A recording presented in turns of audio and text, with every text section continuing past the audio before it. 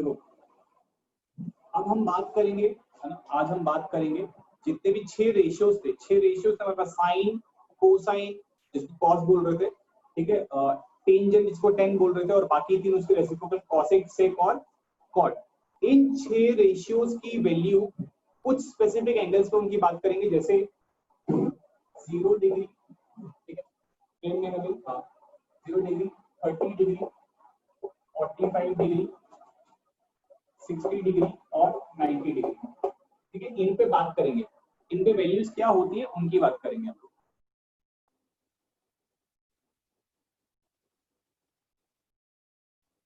ये विजिबल है आपको कि नहीं है, कि रोशनी ज्यादा है?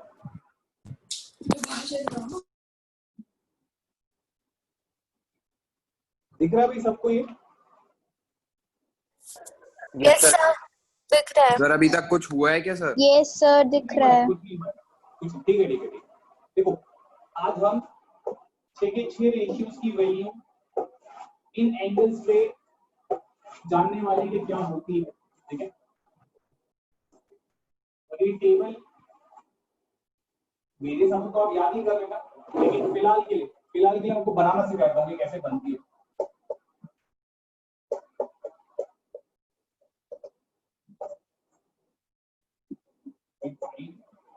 cos 10 cosec sec और cot।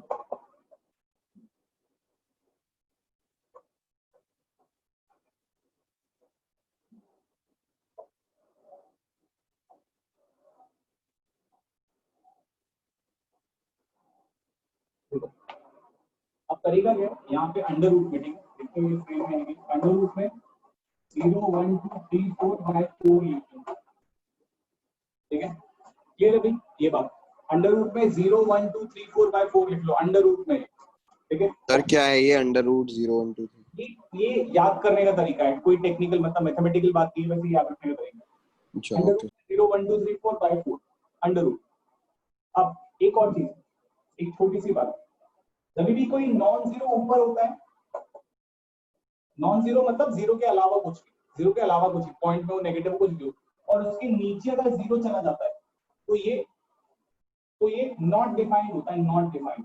This is equal to not defined, मतलब ये मालूम नहीं हमें कितना होगा नॉट डिफाइंड, ये कुछ लोग इसको इन्फिनिटी कहते हैं, इन्फिनिटी ऐसे वाला। हम लोग एनडी लिख देंगे, नॉट डिफाइंड, हम लोग लिख देंगे नॉट डिफाइंड, ठीक है भाई। और अगर कभी ऐसा हुआ कि non zero upon non zero by zero हुआ, तो ये जीरो उठ करके इधर मल्टीप्लाई होगी, इसको जीरो बना देगा। इसे समझाने के लिए बता, किसी नॉन जीरो के नीचे ये पूरा आ गया तो ये जीरो उठकर ऊपर जाएगा और इसको जीरो बना देगा, बस ये बहुत बेसिक सी चीज है जो हमने डिस्कस करी थी। इतनी बातें क्लियर है भाई? अब हम साइन की वैल्यू, साइन रेशियो की वैल्यू 0 डिग्री पे, 30 डिग्री पे, 45 डिग्री पे, 60 डिग्री पे, 90 डिग्री पे निकालने जा रहे हैं। 0 डिग्री की क्या करोगे आप, यहां से पहली वैल्यू उठाओगे 0 और यहां से 4 उठाओगे, अंडर रूट 0 बाय 4, 0 बाय 4 0 ही होता है, तो अंडर रूट 0 कितना हो जाएगा 0, यानी साइन 0 डिग्री 0, यानी कि साइन जो है 0 डिग्री के एंगल पे 0 वैल्यू देता है। अब 30 डिग्री के लिए यहां से सेकंड वैल्यू उठाओगे, सेकंड वैल्यू पे कौन है 1 और नीचे 4, अंडर रूट 1 बाय 4, आपको पता है under root 1 by 4, under root 1 का मतलब 1, अंडर रूट 4 का मतलब 2, यानी कि साइन 30 1 बाय 2 होता है। आगे चलते हैं थर्ड वैल्यू के लिए, यानी 45 डिग्री के लिए 2 उठाएंगे और 4 उठाएंगे, एक एक आगे बढ़ते जा रहे हैं, 2 और 4, under root 2 by 4, under root 2 by 4 का मतलब क्या है, देखो ये वाला 4 ये वाले 2 कैंसिल कर देंगे एक दूसरे को, तो अंडर रूट 1 बाय 2 हो जाएगा, और अंडर रूट 1 बाय 2 का मतलब 1 तो बाहर आ जाएगा लेकिन रूट को अंदर ही रह जाएगा, तो हो जाएगा 1 बाय रूट 2, यानी कि साइन 45 डिग्री पे जो वैल्यू मिलती होती है 1 बाय रूट 2। अब 60 डिग्री के लिए क्या करेंगे, नेक्स्ट वैल्यू को उठाएंगे 3 और 4, अंडर रूट में 3 बाय 4, तो 3 का तो अंडर रूट है ना, अंडर रूट 3 होगा और 4 का अंडर रूट 2 हो जाएगा, यानी कि हो जाएगा अंडर रूट 3 बाय 2, यानी कि साइन 60 डिग्री पे जो वैल्यू होती है वो होती है under root 3 by 2, under root 3 by 2 ये वैल्यू होती है। अब अगर मैं 90 डिग्री की बात करूं तो आखिरी वैल्यू 4/4 वो भी अंडर रूट में, तो 4/4 कितना होता है 1, अंडर रूट में 1 का मतलब 1 होता है। ठीक है भाई, ये आ गई मेरे पास साइन की वैल्यू, साइन 0 0, साइन 30 डिग्री पे 1/2, साइन 40 डिग्री पे 1/√2, साइन 60 डिग्री पे √3/2 और साइन 90 डिग्री पे 1। अब कॉस के लिए आखिरी से लिखना चालू कर देना यहां से, मतलब साइन जो कॉस 0 डिग्री होगा वो 1 होगा, आखिरी में 1 लिखना है। उसके बाद कॉस 30 डिग्री होगा √3/2,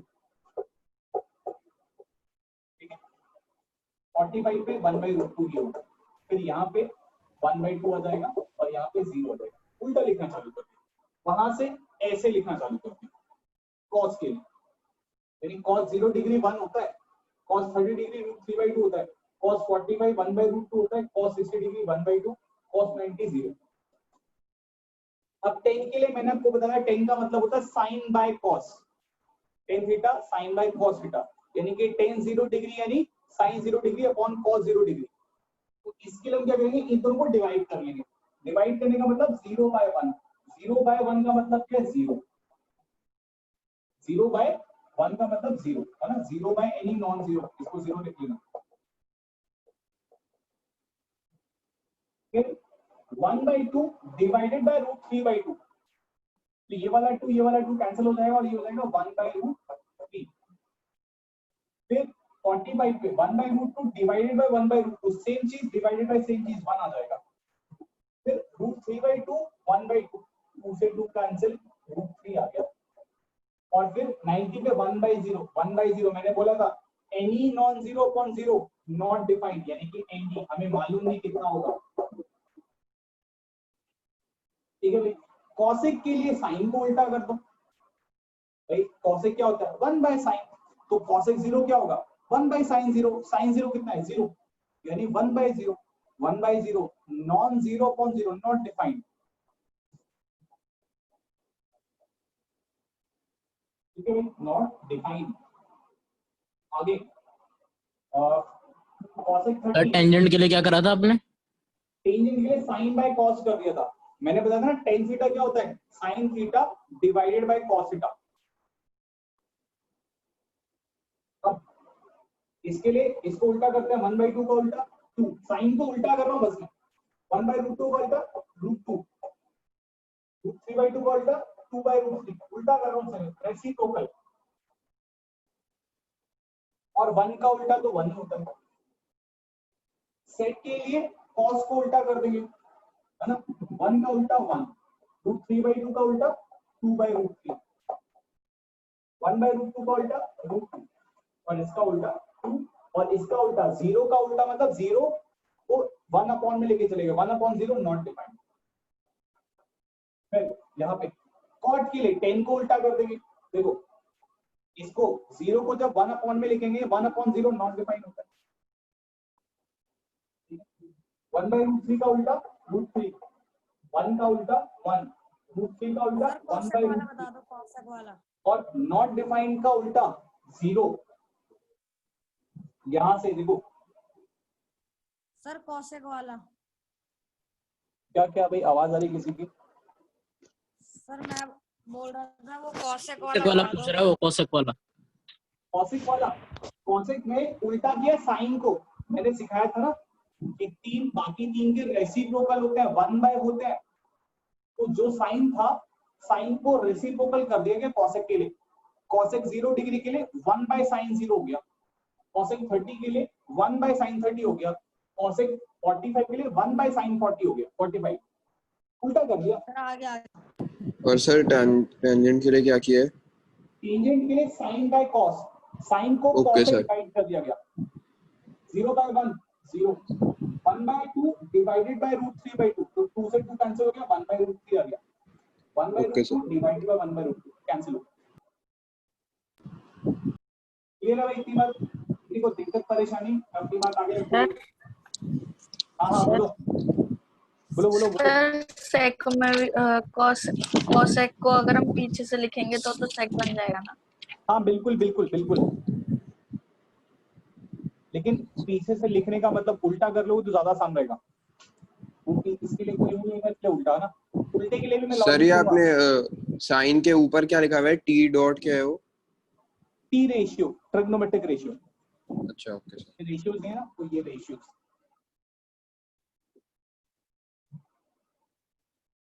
भाई सबने एक टेबल ड्रॉ कर लिया है, टेबल पेज के सामने मतलब आपकी कॉपी पे होनी चाहिए सर टेबल। 1 मिनट बस कर रहा हूँ। ठीक है, लिख लो फटाफट। सर हर किसी के लिए डिफरेंट टेबल होगी ना ये तो? हर किसी के लिए डिफरेंट टेबल क्यों होगी भाई? सर ये आपने दिया है √0 1 2 3 4, उसके अलावा कोई और नंबर भी तो हो सकता है। 0 से 90 में तो यही होगा, 0 से 90 में यही होगा। ठीक है, बाकी आगे जब आप मतलब 11th क्लास में आ जाओगे तो यही वैल्यू नेगेटिव में पढ़ोगे। दुनिया जब खुल जाएगी ट्रिग्नोमेट्री की बड़ी दुनिया, वहां से 90 डिग्री के आगे भी बहुत एंगल होंगे। मतलब 5000 डिग्री पे भी साइन वैल्यू देगा, 6000 डिग्री पे भी, 6503 डिग्री पे वैल्यू एक देगा। बात सुनो, क्या? ये लास्ट में आपने कॉट में 0 लिखा है ना, हाँ हाँ वो नॉट डिफाइंड, अगर 0 को नॉट डिफाइंड को 1 से डिवाइड करते हैं तो 0 आता है। हाँ हाँ, देखो ना ऐसे ऐसे आएगा। देखो तो इधर देखो देखो, बता बता बता। अगर 1 अपॉन नॉट डिफाइन करोगे, 1 अपॉन नॉट डिफाइन करोगे, ये पॉइंट को 1 से तो फिर not, non zero upon zero है ना, ये नॉन जीरो अपॉन जीरो, ये जीरो ऊपर जाके 1 से मल्टीप्लाई होगा, इसको जीरो बना देगा। अमन याद बात कुछ नहीं करने पड़ेंगे, याद तुम्हारी दुनिया 10th की दुनिया 90 डिग्री तक है। 11th क्लास में आपको याद नहीं करने पड़ते, तरीका होता है, उस तरीके से निकाल लिए जाते हैं एंगल, एंगल पे वैल्यू। ठीक है, फॉर्मूला। अरे अभी सर यार इसका यूज क्या है? इसका इसका सर टेबल का। इस टेबल का या ट्रिग्नोमेट्री का यूज क्या है? सर टेबल का, टेबल का। टेबल में देखो अभी क्या होगा, क्वेश्चन आएंगे बीच में, क्वेश्चनों में वैल्यू दी होगी कि इस पे वैल्यू निकाल दो। अभी मैं बताता हूँ। ठीक है, एक इंपॉर्टेंट क्वेश्चन जो बोर्ड में पूछा गया है और बहुत सारे कॉम्पिटिशन्स में भी पूछा गया है, उसकी बात कर लेते हैं फटाफट। टेबल नोट कर लिया भाई सबने? कोई ऐसा जिसने टेबल नहीं लिखी हो? ये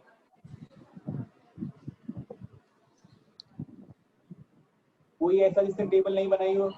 ठीक है, कोई नहीं बोल रहा, इसका मतलब सबने नोट कर लिया।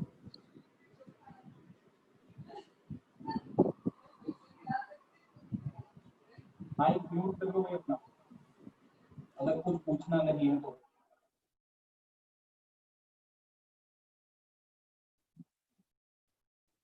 पहला क्वेश्चन जो 1 मार्कर है,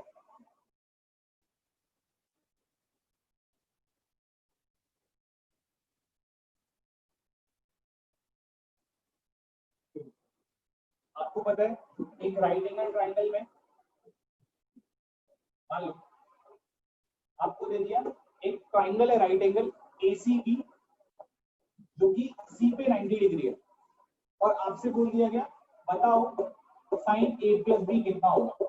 तो देखो आपको पता है अगर ये 90 है तो ये दोनों मिला करके 90 होंगे, यानी कि इनडायरेक्टली क्या पूछने की कोशिश कर रहा है आपसे, साइन 90 पूछने की कोशिश कर रहा है आपसे, बिना बोले चुपचाप साइन 90 पूछ रहा है। और साइन 90 जब आप टेबल में जाओगे तो 1 मिलेगा आपको, यानी कि 1 है ये। आप समझ में आ रही कि नहीं? इंपॉर्टेंट है क्वेश्चन, साइन भी नहीं पूछेगा हमेशा, लेकिन ये A प्लस B पे बचे हुए दो एंगल के सम पे कुछ पूछ लेगा आपसे। वो टेबल अगर आपको याद होगी तो बता दोगे आप। सर 1 कैसे देखिए और आया? कुछ पूछ सकते हैं। हाँ भाई कोई कुछ बोल रहा है? सर 1 कैसे आया? अरे टेबल में देखो साइन 90 कितना होता है। अच्छा वैल्यू रखनी है सर? हाँ वैल्यू रख दी बस। ठीक है, ओके सर। वैसे आपसे क्या पूछ सकता, देखो वैसे आपसे पूछ सकता था ये, देखो ध्यान से, क्या आपसे पूछ सकता था cos A प्लस B। तो पहली चीज जो मैं आपको समझाने की कोशिश कर रहा हूँ वो ये कि अगर कोई भी राइट एंगल ट्राइंगल होगा तो एक एंगल 90 होगा तो बाकी दो ऑटोमेटिकली 90 हो जाएंगे। तो जब भी किसी राइट एंगल ट्राइंगल में ये बचे हुए दो एक्यूट एंगल के सम के बारे में पूछेगा तो समझ लेना ये 90 के बारे में पूछ रहा है, यानी आपसे cos 90 पूछ रहा है। और cos 90 टेबल में जाके देख लो, जीरो होगा, जीरो। आप समझ में आ रही कि नहीं?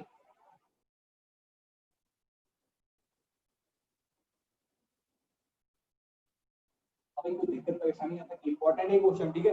ये क्वेश्चन इंपॉर्टेंट का मतलब यहाँ पे कुछ भी पूछ सकता है आपसे, आपसे पूछ सकता है क्या कि 10 a प्लस भी बता दो, याद रखना है चीज।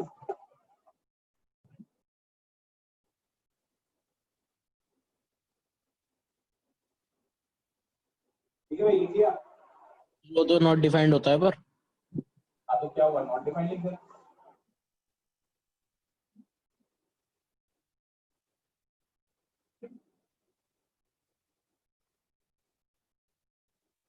इसे अब यहाँ पे बोल दिया आपको क्या कि आप 10 30 degree upon 1 minus 10 square 30 degree, इसको इवैल्यूएट कर दो, वैल्यू निकाल दो, आपको कुछ नहीं करना। 10 30 की वैल्यू वहां से टेबल से देख के रख देनी और सॉल्व कर देना। 10 30 की वैल्यू अगर आप देखोगे तो 1/√3 होती है अपॉन 1 माइनस 10 स्क्वायर 30 डिग्री, यानी कि 1/√3 का स्क्वायर बोलना चाह रहा है। सॉल्व कर लेते हैं। ऊपर है 2/√3, नीचे की बात करें तो 1/3 हो जाएगा, 1 माइनस 1/3 2/3 हो जाएगा। ये वाला 2 इस वाले 2 से कैंसिल, ये वाला 3 ऊपर जाएगा, ये वाला √3 नीचे आएगा और ये हो जाएगा 3/√3। और आपको पता है 1 3 2√3 के मल्टीप्लिकेशन से बना होता है, तो 1√3 इस 2√3 में से 1√3 को काट देगा और √3 बच जाएगा। ठीक है भाई, और आपके अब एनसीईआरटी के क्वेश्चन ले लेते हैं।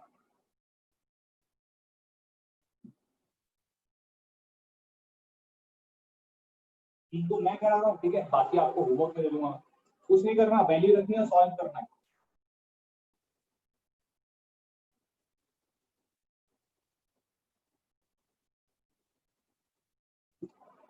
जो पूछ जाते हैं वो बताऊंगा, ठीक है, जो थोड़ी सी इंपॉर्टेंट ज्यादा है वो बताता हूँ। पहले एक दो क्वेश्चन यहाँ पे कर लेते हैं। 8.2 की बात कर रहा हूँ यहाँ पे, आपको दिया हुआ है सर पेज नंबर क्या है? Page number 187 187। Okay sir. Evaluate करने के लिए क्या है, sin 60 degree cos 30 degree plus sin 30 degree cos 60 degree, ये इवैल्यूएट करने के लिए दिया है। तो आपको कुछ नहीं करना, वैल्यू रख देंगे बस। sin 60 होता है √3/2, cos 30 भी √3/2 होता है, टेबल में देख लेना, ठीक है, मुझे याद है मैं डाल के रखा हूं। sin 30 होता है 1/2 और cos 60 भी 1/2, √3 मल्टीप्लाई √3 3 हो जाएगा और 2 मल्टीप्लाई 2 4 हो जाएगा 1। ये 1/4, हाँ बिल्कुल 1 है ना, 3 + 1 4/4 1 हो गया आंसर। ठीक है, वैल्यू रखनी, सिर्फ वैल्यू का खेल है बस, और कुछ नया नहीं होगा।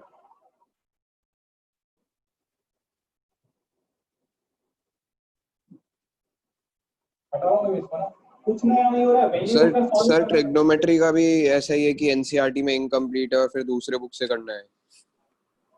हाँ बिल्कुल बिल्कुल। ट्रिगो जो देखो, ट्रिगो की मैं बात कर लूँ, ट्रिगो आपके एग्जाम पॉइंट ऑफ व्यू से बहुत इंपॉर्टेंट है और आपकी मैथ्स के लिए बहुत इंपॉर्टेंट है। अगर ट्रिगो आपने ठीक से नहीं सीखी, ट्रिगो टाइम कंज्यूमिंग है भाई। आप ऐसा सोचे आपको एक बारी में सब कुछ समझ में आ जाएगा, तो आप गलत सोच रहे हैं। टाइम देना पड़ेगा, टाइम दोगे तब ट्रिगो अच्छी होती है। और हम पढ़ेंगे, चिंता मत करो, डिटेल में पढ़ेंगे, डिटेल सारी प्रॉब्लम मैं कराऊंगा, ठीक है, और जो नहीं कराऊंगा असाइनमेंट में दे दूंगा। बट जो मैं करा रहा हूँ वो बोर्ड पे है ना, वो लिख लेना कॉपी में ठीक से। देखो आगे फिर क्वेश्चन नंबर 4 में ले रहा हूँ क्योंकि 4 में ज्यादा वैल्यू है।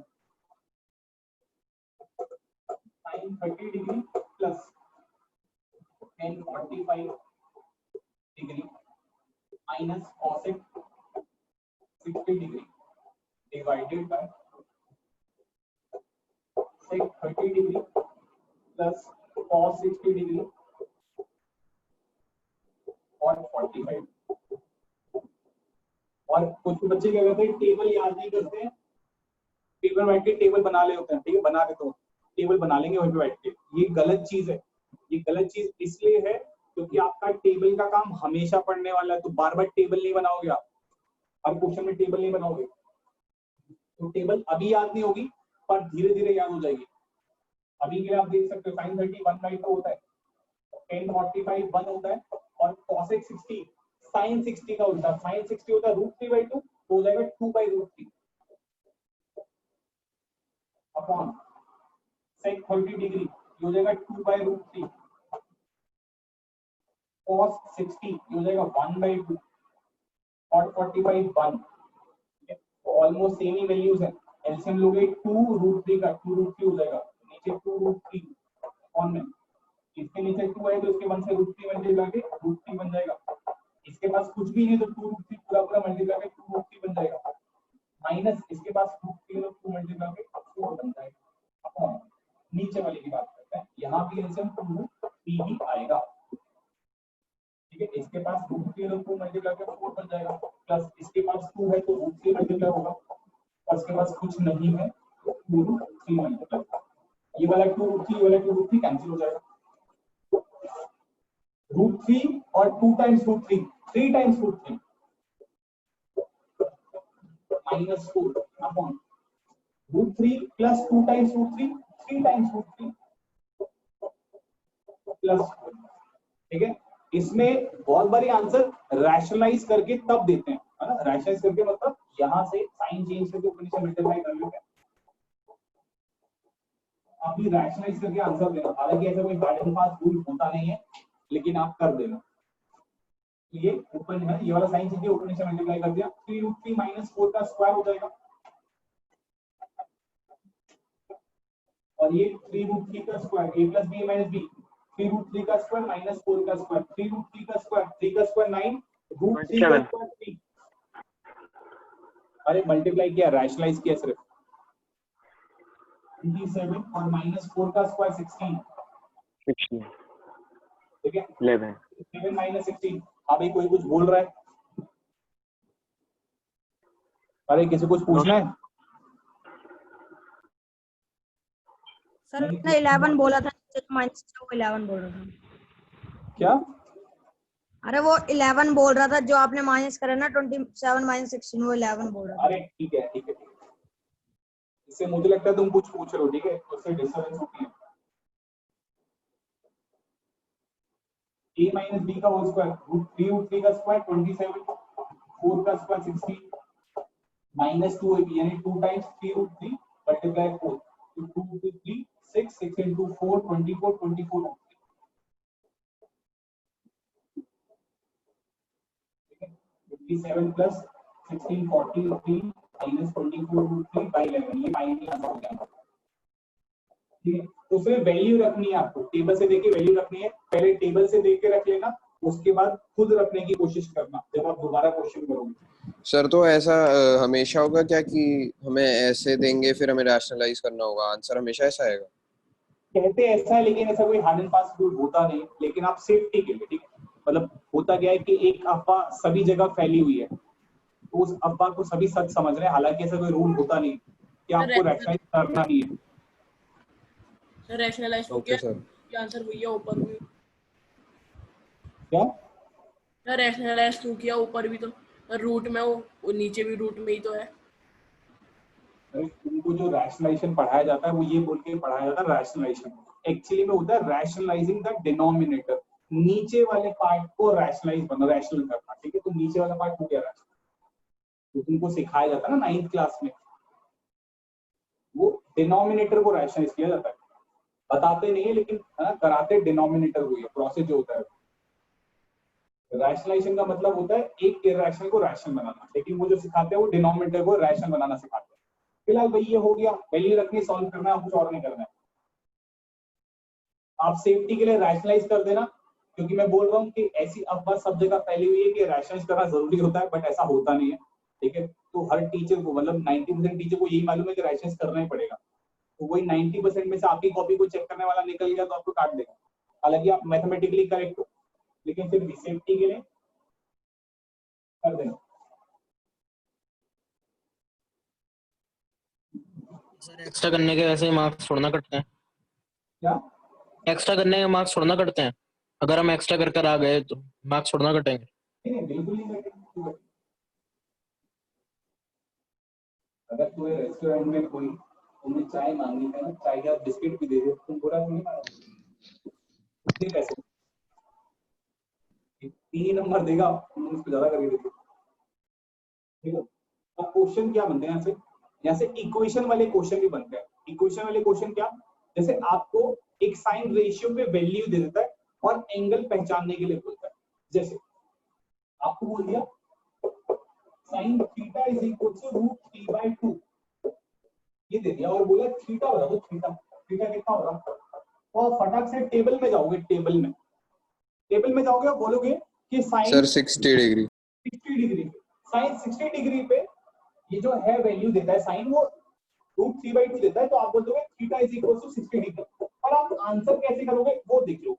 आप आंसर ऐसे करोगे, sine theta is equal to, आप इस √3 को लिखोगे साइन 60 डिग्री, और फिर ये काट मत देना, ये काटना नहीं है, साइन से साइन कैंसिल मत कर देना। बात समझ में नहीं, साइन से साइन कैंसिल नहीं करना है, आप लिखोगे बाय कंपैरिजन,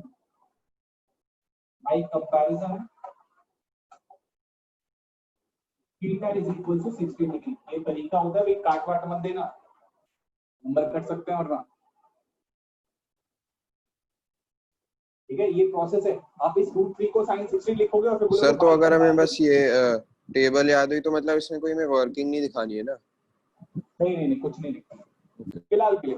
अभी दुनिया बहुत बड़ी है, अभी दुनिया में जस्ट एंटर कराएंगे बस, अभी दुनिया बड़ी है। ठीक है भाई, और क्या हो सकता है देखो, यही चीज कोई ऐसे कर सकता था, हटा रहा हूं मैं image,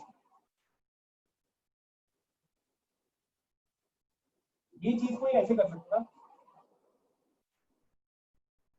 sign 2 theta, sine 2 theta is equal to √3/2, then find theta. तो आप सेम ही काम करते, साइन 2 थीटा ये कब देता है, 60 भी देता, तो आप इसका साइन 60 लिख देते, और बाय कंपैरिजन मैं लिख नहीं रहा हूं, 2 theta is equal to 60 degree आ गया, तो थीटा कितना थीटा निकलेगा आएगा 60 सर, थीटा तो 30 नहीं आएगा, 30 आएगा ना। हाँ बिल्कुल theta is equal to 30 degree आ गया। ठीक है, यही और क्या कर सकता है, और वेरिएशन कर सकता है, साइन 3 थीटा दे देगा आपको कितना 1/2, तो आप देखोगे 1/2 का मिलता है 30 में, sine 30 degree is equal to sine 3 theta, तो कंपैरिजन से 3 थीटा कितना आ गया 30 डिग्री,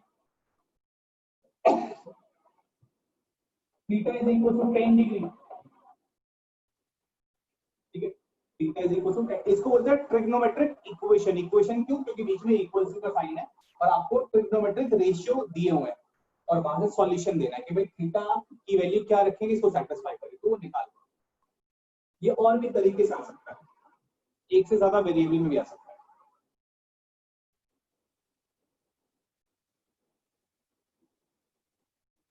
लिखे भी इसको, मैं देखता हूँ और क्या कर सकते हैं। सर जैसे हम थीटा बनाते हैं तो कभी कभी वो मतलब क्यू की शेप में ही बन जाता है, तो उससे कोई दिक्कत होती है क्या?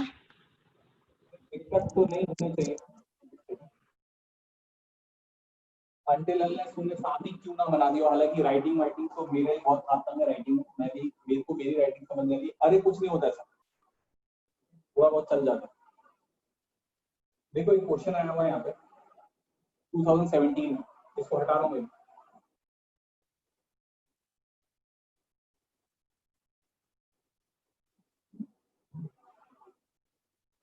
जैसे यहाँ पे बोला हुआ है कि 10 अल्फा इज इक्वल टू √3 दिया हुआ है एंड 10 बीटा, एंगल है ये alpha beta, is equal to 1/√3, और आपसे बोल दिया गया कॉट अल्फा प्लस बीटा कितना होगा ये बता दो। 1 मार्कर है क्वेश्चन है, ठीक है। सर क्या क्वेश्चन है, एक बार रिपीट कर दीजिए। क्वेश्चन है आपको दिया है 10 alpha is equal to √3, 10 beta is equal to 1/√3, और आपसे पूछा जा रहा है कॉट अल्फा प्लस बीटा, इसकी वैल्यू बता दो। ये 2017 में दिल्ली में पूछा गया 1 मार्क। सर 0। जीरो, इसका आंसर है 0। हाँ बोलो, अरे किसने आंसर दिया था अभी? Alpha plus beta equal to 0 है। नहीं आंसर सही है, आंसर सही है, मैं नाम पूछ रहा था। सर अमन सिंह रावत। ठीक है अमन, ठीक है, सही आंसर। देखो आपको पता है 10 अल्फा कितना है? √3। आप टेबल में जाओगे तो 10 √3 का देता है 60 डिग्री पे, यानी अल्फा कितना रहा होगा? मैं बाई कंपैरिजन नहीं लिख रहा हूँ अभी फिलहाल, 60 डिग्री। और 10 बीटा इज इक्वल टू 1/√3। आप टेबल में जाओगे 1/√3 कब देता है? 10 30 डिग्री पे, यानी कि बीटा 30 डिग्री रहा होगा। अल्फा 60 बीटा 30, तो अल्फा प्लस बीटा कितना हो जाएगा? 60 प्लस 30, यानी कि कॉट 90 पूछ रहे हैं आपसे, और कॉट 90 तो टेबल में 0 दिया हुआ है।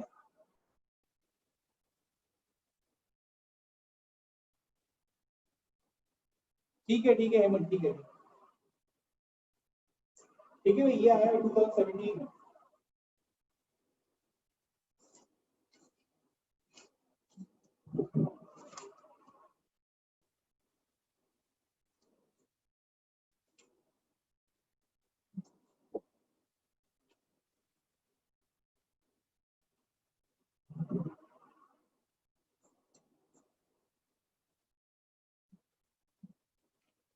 फटाफट लिख लो, ठीक है, फिर आगे चलते हैं और क्वेश्चन क्या पूछे जा सकते हैं।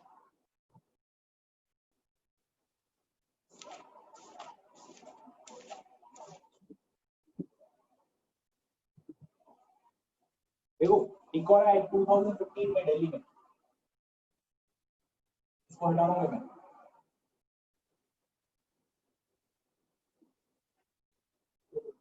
यहाँ पे दिया हुआ आपको √3 sin theta is equal to cos theta, और आपसे पूछ रहा है फाइंड द वैल्यू। हालांकि है ये एक ही नंबर का, फाइंड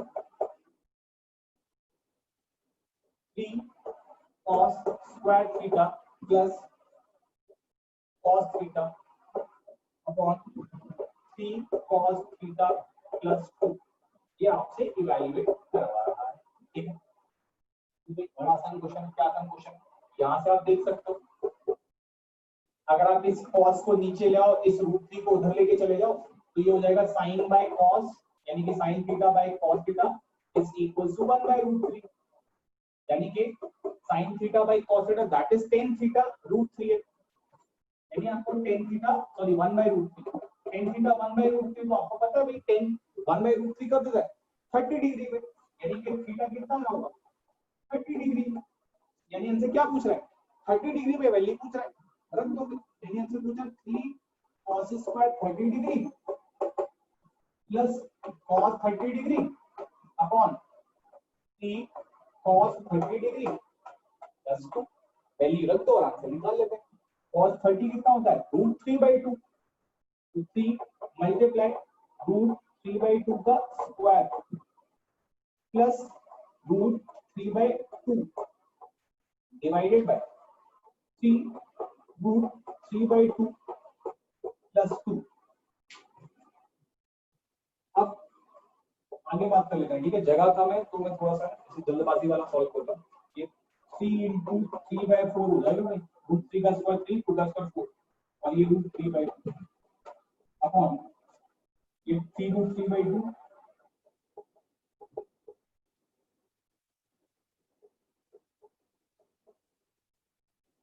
प्लस 2, ठीक है। सॉल्व करके बता दो कि मैं इसका आंसर लिखा, ठीक है। 9 + 2। सर थीटा 30 दे रखा था। हाँ बिल्कुल, तो अब दे नहीं रखा, थोड़ी सी मेहनत करनी पड़ी इनको।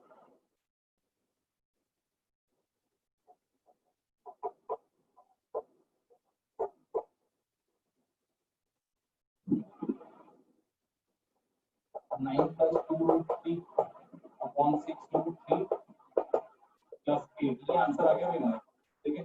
मन करे तो रैशनलाइज कर लेना, मन क्या करे कर देना, ठीक है। वही जो कहानी सकाई है ना तुमको कि उसके चलते गलत ना हो जाए। गलत ना हो जाए, मतलब तुम सही होगे लेकिन किसी और की नजर में गलत हो जाएगा। हालांकि 1 नंबर में इसने ज्यादा मेहनत करवा ली इस क्वेश्चन में तुमसे।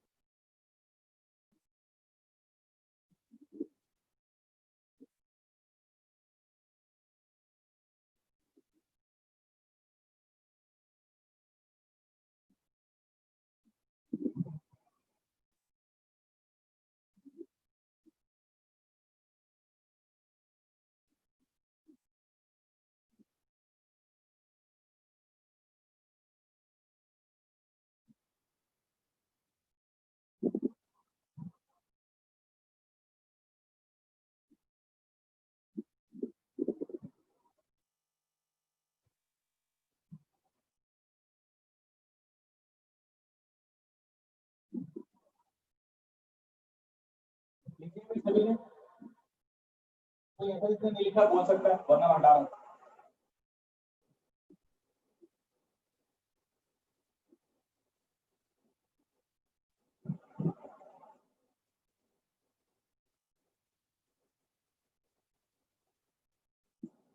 देखो और क्या क्वेश्चन बन सकता है, और क्वेश्चन ये बन सकता है कि आपको बोल they if 10a plus b is equal to √3 and 10a minus b is equal to 1/√3। और जहां पे बोला जा रहा है क्या कि a plus b जो है वो 0 से और 90 के बीच में है। इसी कहानी बाद में समझाऊंगा, ठीक है? एक क्यों दे रहा है, जो 50 जगह जाते हैं, ठीक है? ये जो कहानी में लिख रहा हूँ ये मैं बाद में समझाऊंगा। ये मैं साइड में जो लिख रहा हूँ उसकी कहानी बाद में समझाता हूँ। फिलहाल आपको ए और बी निकालना है। ये क्वेश्चन भी इंपॉर्टेंट है भाई, ऐसे क्वेश्चन। तो आपको पता है अगर 10a plus b √3 है, ये a plus b एंगल है, 10 इस एंगल पे लिया गया a plus b, तो जो एंगल a plus b है इस पे √3 मिल रहा है हमें आंसर में। और हमें पता है √3 कब मिलता है, 60 डिग्री पे। यानी ये a plus b कितना होगा, 60 डिग्री। बट डायरेक्टली नहीं लिखेंगे, वही कंपैरिजन वाला तरीका। 10a plus b is equal to 10 60 degree, then a plus b is equal to 60 degree by comparison। ये पहली इक्वेशन आ गई। सही है, सही है मन? हाँ ये गिवन है, ये गिवन है, ये पहली इक्वेशन आ गई हमारे पास, ठीक है? अब 10a minus b is equal to 1/√3 है, तो ऑब्वियस सी बात है कि कितना रहा होगा ये 10 30 डिग्री। टेबल में देख लो 30 डिग्री, तो कंपैरिजन से a माइनस b कितना आ गया, 30 डिग्री आ गया। दो वेरिएबल दो इक्वेशन है ना, a plus b 60 है, a माइनस b 30 है। एक बार जोड़ लो,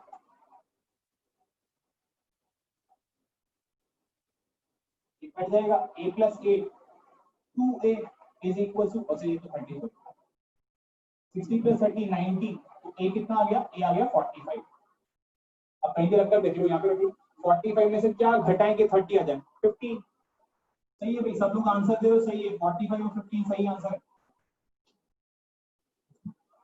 ए और बी निकालना है, ए और B, value of angle A and angle B. और अभी इसको कहानी सुना था इसकी बगल वाली की, जो ए प्लस बी दिया हुआ है, इसकी कहानी बताता हूं।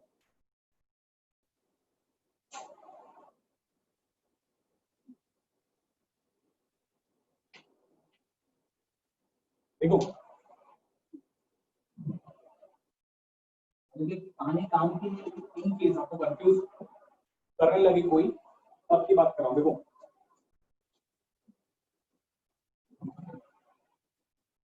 लिख लिया भाई सबने? देखो है क्या ट्रिग्नोमेट्री की, इसके आगे भी दुनिया है। आपके लिए 0 से 90 तक की दुनिया। आपको लग रहा है 0 डिग्री से 90 डिग्री का एंगल रखेंगे तभी वैल्यू मिलती है साइन कॉस की, इन सब रेशियो की, लेकिन नहीं, ऐसा नहीं, आगे भी वैल्यू मिलती है। ये जो √3 और 1/√3 आपको लग रहा है ना 60 और 30 में मिलता है, ऐसा नहीं है, आगे भी मिलता है। इसी के लिए इसने लिमिट कर दिया है कि a plus b 0 से 90 के अंदर अंदर है। तो 0 से 90 के अंदर अंदर यहीं पे मिलता है सिर्फ 60। 0 से 90 के अंदर अगर कोई बोलेगा कि भैया √3 कब मिलता है 10 के लिए, तो आप बोलोगे 60। अगर वो बोल देगा कि कहाँ मिलता है तो बहुत सारी जगह पे मिलता है जो आपने अभी नहीं पढ़ी, आप पढ़ने भी नहीं वाले हो 11th क्लास से पहले, 11th क्लास से। तो इसीलिए दिया हुआ है, इसीलिए सारी चीजें दी हुई। हालांकि आप फिर भी इससे कोई लेना देना है नहीं, तो आप इसको इग्नोर भी कर सकते हो।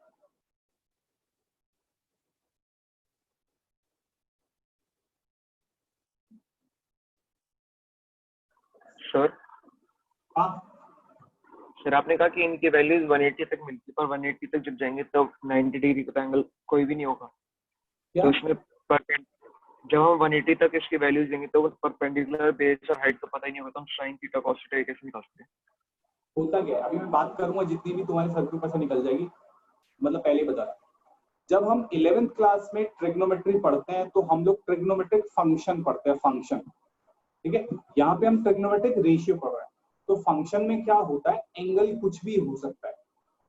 फंक्शन में एंगल, ट्राइंगल के अंदर की बात नहीं करते, हम ट्राइंगल से बाहर निकल जाते हैं, ठीक है।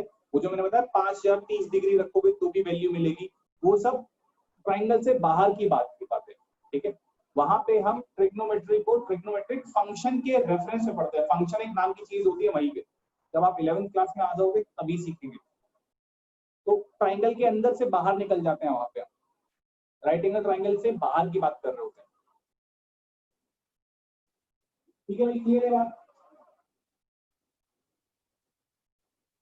अरे बातें क्लियर है भाई सबको? Yes sir. तो सर वो किसी फिगर के अंदर की बात होती ही नहीं, क्या चीज? वो किसी के अंदर, किसी की फिगर के अंदर होते ही नहीं, ना ट्रायंगल ना सर्कल, ना किसी किसी भी फिगर के अंदर नहीं होते, मतलब सर्कल के अंदर तो होता ही नहीं। नहीं, मैं बोल तो रहा हूँ रेफरेंस बदल जाता है। रेफरेंस मतलब आप किसके रिस्पेक्ट में वो पढ़ना चाह रहे हो, फिर आप फंक्शन के रिस्पेक्ट में पढ़ते हो। और साइन जो डिफाइन होता है वो p by h नहीं होता, वो पाइथागोरन आइडेंटिटी होती है, उससे डिफाइन होता है, अलग अलग चीजें आती है, ठीक है। ये जो चीजें हैं ये किसी एक स्पेसिफिक कॉन्टेक्स्ट में आपको ना राइट एंगल ट्रायंगल के कॉन्सेप्ट में ना कॉन्टेक्स्ट होता है। फिलहाल आप इसका मजा लूटो, तब उसकी मजे मिलेगी, टेंशन मत लो, सब मिलेगा, लेकिन टाइम टू टाइम। जंग करोगे तो गिर सकते हो।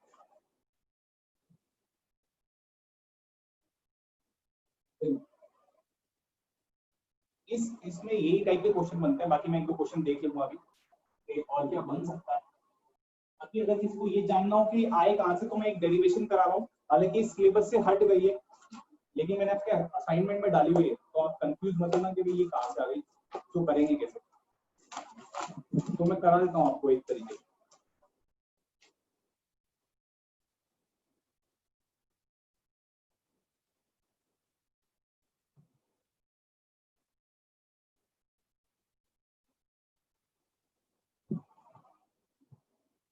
एक और क्वेश्चन लिख लो, ये भी आया हुआ है 2014 में, हालांकि इसमें भी कुछ नई चीज है नहीं, अभी फिर भी लिख।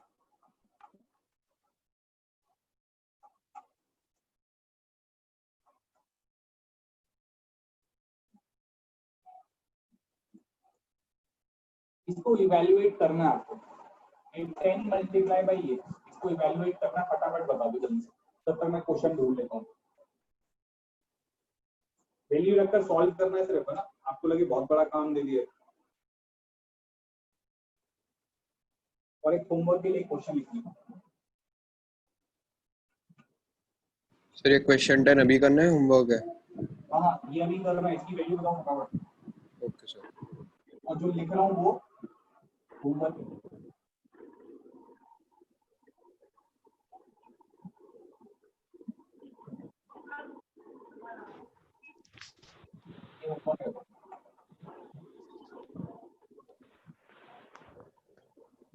सर जीरो सर जीरो आ रहा है। Sir zero. ठीक है, यस सर जीरो आ रहा है। ये लिखो, ये वाला लिखो, और एक और क्वेश्चन लिखो, ये होमवर्क है।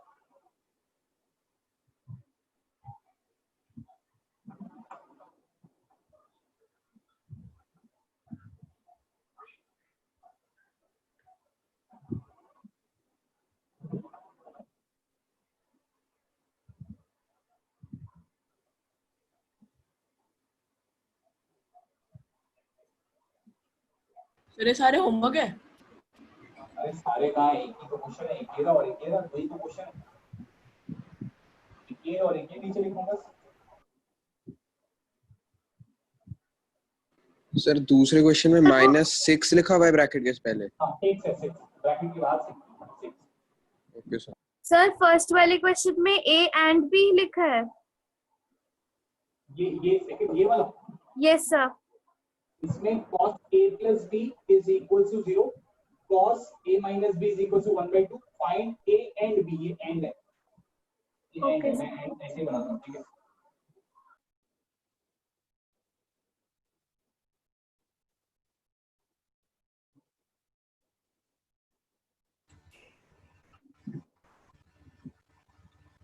ठीक है भाई, इसको लिखिए। अब मैं थोड़ा सा आपको समझा देता हूँ, जो कि लास्ट टू लास्ट ईयर तक क्वेश्चन पूछा जाता था।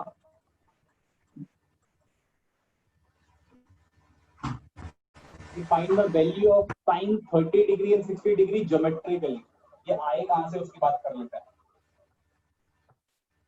एक बार लिख लो। लिखा नहीं है? अरे एक मिनट रुक जाओ। ठीक है ठीक है ठीक है ठीक है, लिख लो आराम से लिखो।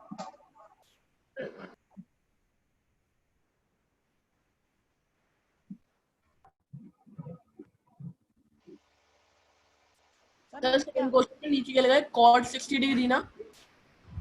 हाँ cot 60 डिग्री, नीचे नीचे cot 60 डिग्री लिखा हुआ है। कुछ नहीं करना, वैल्यू लेकर सॉल्व कर देना बस, है ना भाई? लिखिए सभी ने? अरे अभी भी रहता है कोई? यस सर लिख लिया सर। सभी ने लिख लिया भाई? कोई ऐसा जिसने नहीं लिखा है तो बोल दो, वरना मैडम ने जाना। लिया सर। ये वैल्यू आई कहां से? वो जो 0 1 था वो सिर्फ याद कराने के था, ठीक है? किसी के सामने तो बोल सकता है कि 0 1 से आया है। वो जो मैंने आपको अंडर रूट में 0 1 सिखाया था, वो सिर्फ याद कराने के लिए था, वो मैथमेटिकली नहीं था कि ऐसे मैथमेटिकली आया। वो सिर्फ याद कराने के था, याद कराने के लिए। आया कहां से उसकी बात कर लेते हैं। देखो 30 डिग्री और 60 डिग्री के मैं क्या ले रहा हूँ, एक इक्विलैटरल ट्रायंगल ले रहा हूँ। इक्विलैटरल ट्रायंगल मतलब सारी साइड्स इक्वल और सब एंगल 60 डिग्री।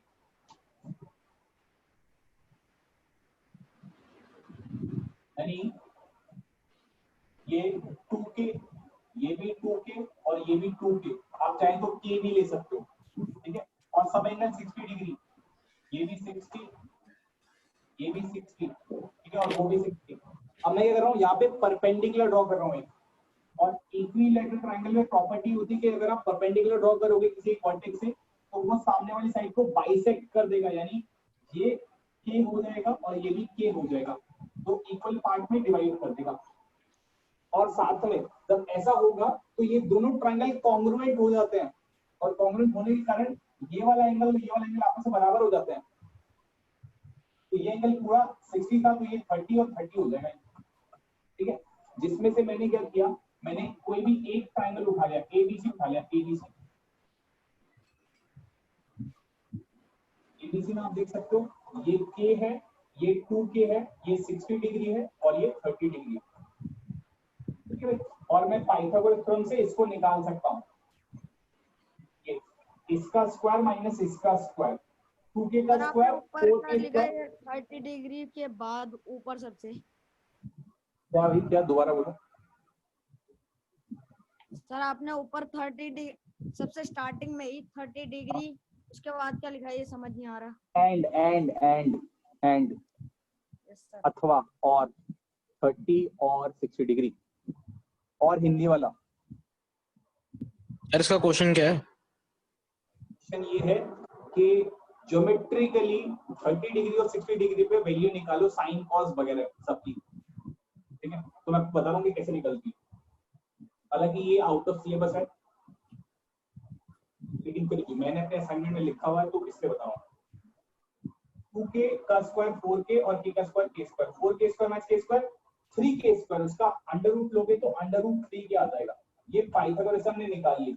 अब आपके पास तीनों साइड है, दो एंगल है 60 और 30, इसके रिस्पेक्ट में साइन कॉस जो मर्जी निकाल दो। जैसे मैं साइन 60 निकाल रहा हूं, साइन 60 डिग्री कितना होता है? p batch. 60 डिग्री पे p कौन है? रूट 3k, और h कौन है? 2k। इसे की कैंसिल, रूट 3/2 आ गया। आप चाहे तो वैल्यू में ऐड कर सकते हो, ठीक है? वैसे ही cos 60 निकल जाएगा भाई, सर तो हमें बोलेंगे फिगर देके कि मतलब जैसे टेबल में होते हैं वैसी वैल्यू निकालो इसकी। नहीं ऐसा क्वेश्चन आता था लास्ट टू लास्ट ईयर, मतलब लास्ट ईयर से पहले लास्ट ईयर सिलेबस से हटा दिया गया। क्वेश्चन ऐसा था, find the value of sin 60 geometrically, तो ये करना होगा। ऐसे sin 30 भी निकाल सकते हैं, sin 30 p by h, तो 30 के इसमें p कौन होगा, ये k और h 2k, तो k by 2k सारी निकाल सकते हो। ठीक है, 45 के लिए आइसोसेलेस ट्रायंगल ले लेना और हो जाएगा ये काम।